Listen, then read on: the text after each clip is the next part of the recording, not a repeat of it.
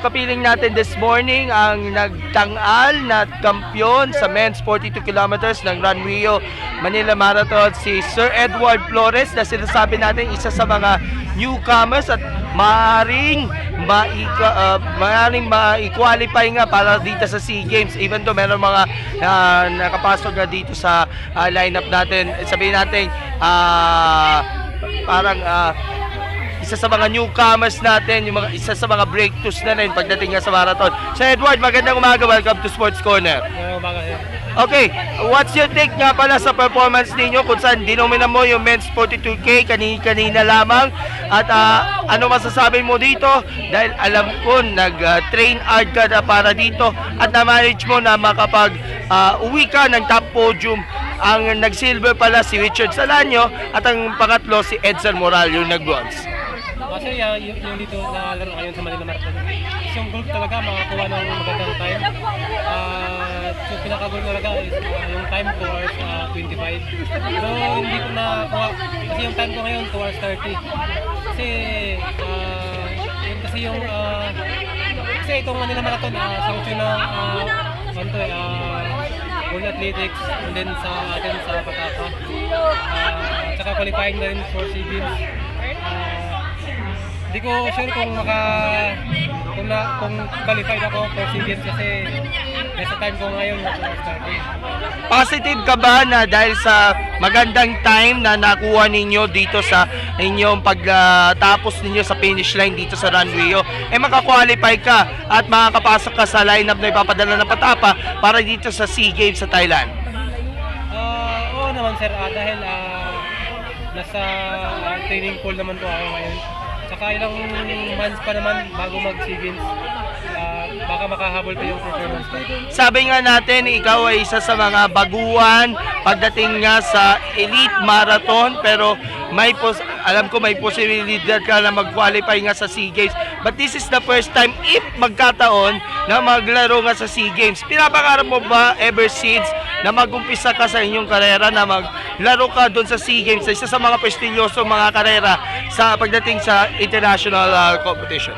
Wala sir, nung college ko lang ako, hindi ko pinangarap pag SEA Games.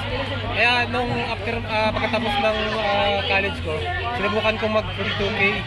Tsaka gumanda naman yung performance ko at yun, pinush ko na nakasali sa SEA Games. Ano ba yung sikreto nyo kung bakit unti-unti kang kumikinang ka sa pagdating nila sa mga local at national marathons?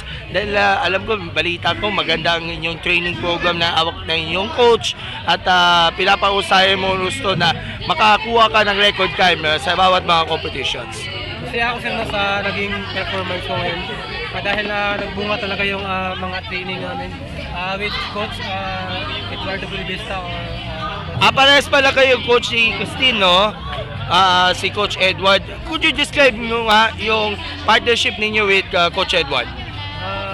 Okay naman yung relationship namin as athlete and coach. Yun. At maganda naman yung binibigay niya ng training program at na-adapt ko naman po.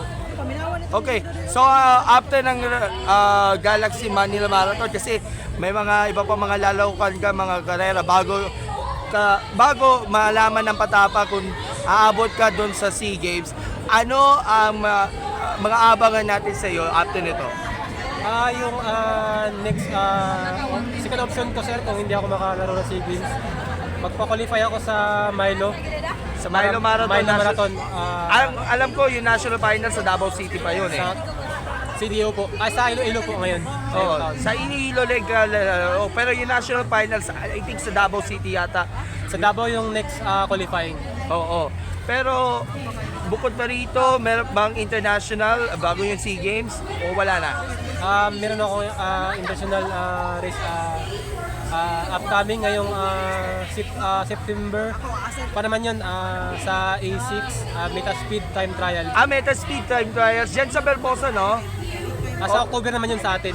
Okay, sa inyo. Pero sa international by September naman. September sa... Okay, Sir Edward, baka may gusto kayo pasalamatan at of course, alam ko malapit na mag-umpisa ang ating awarding. So, may mga gusto kayo pasalamatan po at hingi ko kayo ng tulong at sa mga humingi sa inyo ng tulong support sa inyo. Maraming salamat sa lahat ng mga supporters ko, ano, at sa aking running club sa Jensan, the Youngest Runners.